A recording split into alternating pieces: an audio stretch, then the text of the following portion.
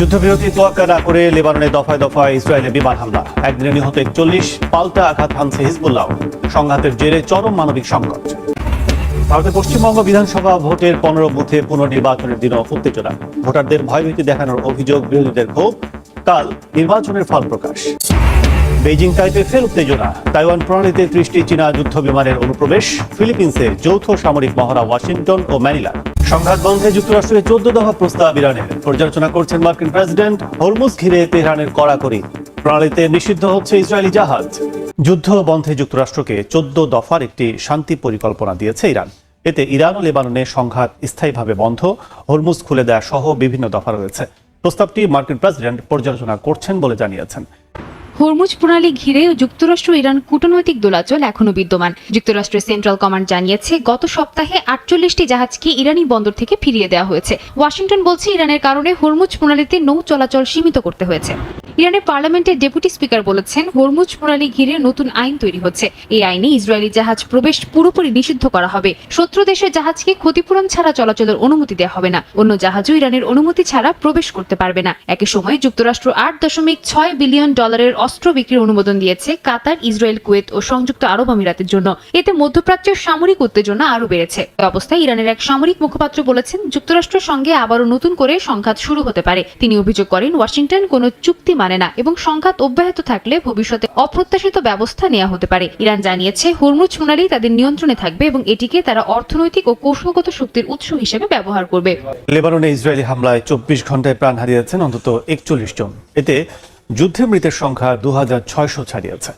দেশটির দক্ষিণাঞ্চলে প্রতিদিনই চলছে বিমান হামলা ও বিস্ফোরণ। স্থানীয় সময় শনিবার লেবাননের দক্ষিণাঞ্চলের বিভিন্ন এলাকায় একাধিক বিমান হামলা চালায় ইসরায়েল। এতে বেশ কয়েকজন নিহত হওয়ার খবর নিশ্চিত করেছে দেশটির স্বাস্থ্য মন্ত্রণালয়। নাবাতিয়ে, সিডন ও টাইর অঞ্চলের বিভিন্ন শহর ও গ্রামে হামলার ঘটনা ঘটে। কোথাও বসতবাড়ি, কোথাও চলন্ত গাড়ি লক্ষ্য করে আঘাত হানা হয়। এসব হামলায় নারী ও শিশুসহ বহু বেসামরিক হতাহতের অভিযোগ উঠেছে। দক্ষিণাঞ্চলের বিভিন্ন ফ্রন্টলাইনে ইসরায়েলি সেনা ও সামরিক যান লক্ষ্য করে আর্টিলারি ও ড্রোন হামলা চালানো হয়েছে। বিশেষ করে ফাইবার অপটিক নিয়ন্ত্রিত ছোট ড্রোন ব্যবহার করে ট্যাঙ্ক ও সামরিক সরঞ্জামে আঘাত হানার নতুন কৌশল প্রয়োগ করছে তারা। এতে ইসরায়েলি সেনা হতাহতের ঘটনাও ঘটছে। মার্চের শুরু থেকে চলমান সংঘাতে এখন পর্যন্ত 2600-এর বেশি মানুষ নিহত এবং 8000-এর বেশি আহত হয়েছে বলে জানিয়েছে লেবানন কর্তৃপক্ষ। বাস্তুচ্যুত 10 লাখেরও বেশি। তাইওয়ান প্রণালী ঘিরে আবারও উত্তেজনা বাড়ছে। একদিনে প্রায় 30টি চীনা যুদ্ধ বিমান ও একাধিক যুদ্ধ জাহাজের উপস্থিতি শনাক্ত করা হয়েছে বলে দাবি তাইপের। একই সময়ে তাইওয়ানের কাছে ফিলিপিন্সে যৌথ সামরিক মহড়া শুরু করেছে ওয়াশিংটন ও ম্যানিলা। হঠাৎ করেই শনিবার তাইওয়ানের আকাশে দেখা মেলে চীনা সামরিক বিমানের। জলপথে শনাক্ত হয় জাহাজও। তাইওয়ানের প্রতিরক্ষা মন্ত্রণালয় জানিয়েছে, শনিবার সকাল পর্যন্ত দ্বীপটির আশপাশে 29টি চীনা সামরিক বিমান, 6টি নৌযান এবং 2টি সরকারি জাহাজ শনাক্ত করা হয়েছে। এর মধ্যে অন্তত 15টি যুদ্ধবিমান তাইওয়ান প্রণালীর মধ্যরেখা অতিক্রম করে উত্তর, মধ্য ও দক্ষিণ পশ্চিমাঞ্চলের এয়ার ডিফেন্স আইডেন্টিফিকেশন জোনে প্রবেশ করে বলেও দাবি তাদের। যদিও তাইওয়ানকে নিজেদের অংশ দাবি করে আসছে চীন। এমনকি মার্কিন গোয়েন্দাদের দাবি 2027 সালের মধ্যে তাইওয়ানে সামরিক অভিযান শুরু করতে পারে শীর সেনারা। এর আগে একই দিন আরও 28টি চীনা যুদ্ধবিমান যৌথ আকাশ ও সমুদ্র মহড়ায় অংশ নেয়, যার মধ্যে ছিল J-10, J-16 ফাইটার জেট ও KJ-500 নজরদারি বিমান। এ ধরনের ধারাবাহিক মহড়া ও অনুপ্রবেশ তাইওয়ানের ওপর সামরিক চাপ বৃদ্ধি এবং প্রতিরক্ষা সক্ষমতা পরীক্ষা কৌশলের অংশ বলে মনে করছেন বিশ্লেষকরা। ফিলিপিন্সের উত্তরাঞ্চলীয় বাতানেস দ্বীপে যৌথ সামরিক মহড়ায় অত্যাধুনিক অ্যান্টিশিপ ক্ষেপণাস্ত্র ব্যবস্থা মোতায়েন করেছে ওয়াশিংটন ও ম্যানিলা। নেমেসিস নামের এই ভ্রাম্যমাণ ক্ষেপণাস্ত্র ব্যবস্থা প্রায় 185 কিলোমিটার দূরের লক্ষ্যবস্তুতেও আঘাত হানতে সক্ষম। চীন যুক্তরাষ্ট্র প্রতিদ্বন্দ্বিতার প্রেক্ষাপটে তাইপের কাছাকাছি এই মোবাইল সিস্টেম মোতায়েনকে কৌশলগত বার্তা হিসেবে দেখছেন বিশ্লেষকরা। পশ্চিমবঙ্গ বিধানসভা নির্বাচনের ফল প্রকাশ সোমবার। এরই মধ্যে গণনা কেন্দ্রগুলো কঠোর নিরাপত্তার চাদর মুড়ে ফেলা হয়েছে। শনিবার রাজ্যটির 2টি বিধানসভা এলাকার 15টি বুথে পুনর্নির্বাচন হয়। রাজ্যটিতে ভোট পরবর্তী সহিংসতার ঘটনা ঘটেছে। সোমবার সকাল 8টা থেকে শুরু হবে বিধানসভা নির্বাচনের ফল প্রকাশ। 77টি ভোট গণনা কেন্দ্র থেকে একে একে ইভিএম থেকে প্রার্থীদের হার জিতের তথ্য প্রকাশ করা হবে।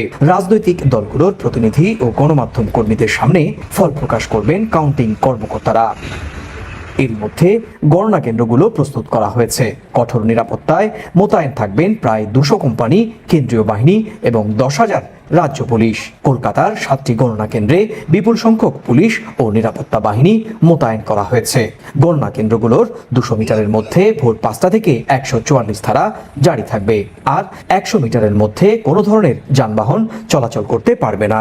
এরই মধ্যে শনিবার রাজ্যের ডায়মন্ড হারবার ও মগরারহাট বিধানসভায় 15টি বুথে পুরো নির্বাচনের ভোট হয়। এসব বুথে 29 এপ্রিল দ্বিতীয় দফার ভোট হয়েছিল। তবে ইভিএম এর মাধ্যমে ভোটে কারচুপির তথ্য প্রমাণ থাকায় নতুন করে ভোট নেয় কমিশন। পুনঃভোটেও দীর্ঘ লাইনে দাঁড়িয়ে ভোট দিতে দেখা যায়। এদিকে দক্ষিণ 24 পরগনায় দেখা গেছে ভোট পরবর্তী উত্তেজনা। স্থানীয় তৃণমূল নেতাদের বিরুদ্ধে ভোটারদের ভয়ভীতি দেখানোর অভিযোগে রাস্তায় নেমে বিক্ষোভ করেন অনেকে। নির্বাচন কমিশনের কাছে অভিযুক্ত তৃণমূল নেতাকে গ্রেপ্তারের দাবি জানান তারা। ইউরোপ থেকে আমদানি করা গাড়ি ও ট্রাকের উপর 25% শুল্ক আরোপের ঘোষণা দিয়েছেন মার্কিন প্রেসিডেন্ট ডোনাল্ড ট্রাম্প। আগামী সপ্তাহ থেকে এটি কার্যকর হবে। ট্রাম্পের এই পদক্ষেপকে অগ্রহণযোগ্য আখ্যা দিয়ে তীব্র প্রতিক্রিয়া জানিয়েছে ইউরোপীয় পার্লামেন্ট ও ইউরোপীয় কমিশন। উল্টো যুক্তরাষ্ট্রের বিরুদ্ধে চুক্তি ভঙ্গের অভিযোগ এনেছে তারা। আটলান্টিকের দুই পারে বাণিজ্য যুদ্ধের মেঘ আরও ঘনীভূত হচ্ছে। শুক্রবার ইউরোপীয় ইউনিয়ন থেকে আমদানি করা গাড়ি ও ট্রাকের উপর শুল্ক বাড়িয়ে 25% করার ঘোষণা দিয়েছেন মার্কিন প্রেসিডেন্ট ডোনাল্ড ট্রাম্প। ইউ বাণিজ্য চুক্তি মেনে চলছে না অভিযোগ তুলে শুক্রবার এ সিদ্ধান্তের কথা জানান তিনি, যা আগামী সপ্তাহ থেকে কার্যকর হবে। পাশাপাশি ট্রাম্প বলেন, যুক্তরাষ্ট্রে কারখানা বানালে কোনো শুল্ক দিতে হবে না। ইউরোপের দেশগুলো বাণিজ্য চুক্তি মেনে চলেনি, তাই আমরা যুক্তরাষ্ট্রে আসা সব গাড়ি ও ট্রাকের উপর শুল্ক 25% বাড়িয়েছি। তবে তারা যদি যুক্তরাষ্ট্রে কারখানা তৈরি করে তাহলে কোনো শুল্ক থাকবে না। আমেরিকান কর্মীদের নিয়োগ দিলে তবেই শুল্ক শূন্য থাকবে। উল্টো যুক্তরাষ্ট্রের বিরুদ্ধে পাল্টা অভিযোগ তুলেছেন ইউরোপীয় পার্লামেন্টের আন্তর্জাতিক বাণিজ্য কমিটি চেয়ারম্যান। তিনি বলেন, ইস্পাত ও অ্যালুমিনিয়াম সংশ্লিষ্ট 400টিরও বেশি পণ্যে গড়ে 26% শুল্ক আরোপ করে বারবার চুক্তি ভঙ্গ করেছে যুক্তরাষ্ট্র। তার অভিযোগ, ট্রাম্পের সবশেষ এই পদক্ষেপ প্রমাণ করে মার্কিন পক্ষ কতটা অবিশ্বস্ত। লন্ডনে যুক্তরাষ্ট্রের নাগরিকদের চলাচলের ক্ষেত্রে নিরাপত্তা সতর্কতা জারি করেছে মার্কিন দূতাবাস। ব্রিটিশ গোয়েন্দা সংস্থা MI5 এর নিরাপত্তা সতর্কতা জারির পরপরই যুক্তরাষ্ট্রের পক্ষ থেকে এই নির্দেশনা দেয়া হলো। এছাড়া শুক্রবার দূতাবাসের এক বার্তায় বলা হয়, লন্ডনের গুরুত্বপূর্ণ এলাকা, বিশেষ করে স্কুল, গির্জা এবং পর্যটন কেন্দ্র এড়িয়ে চলার পরামর্শ দেয়া হলো। এছাড়া চলাফেরার ধরন গোপন রাখার পাশাপাশি ভ্রমণের রুট ও সময় পরিবর্তনেরও পরামর্শ দেয়া হয়েছে। গত কয়েক সপ্তাহের মধ্যে যুক্তরাজ্যে মার্কিন দূতাবাসের পক্ষ থেকে এটি দ্বিতীয় নিরাপত্তা সতর্কবার্তা। সম্প্রতি লন্ডনে একটি ইহুদি উপাসনালয়ের বাইরে ছুরি হামলার ঘটনা ঘটে, এতে আহত হন অন্তত 2 জন। এরপরই লন্ডনের নিরাপত্তা নিয়ে উদ্বেগ দেখা দেয়।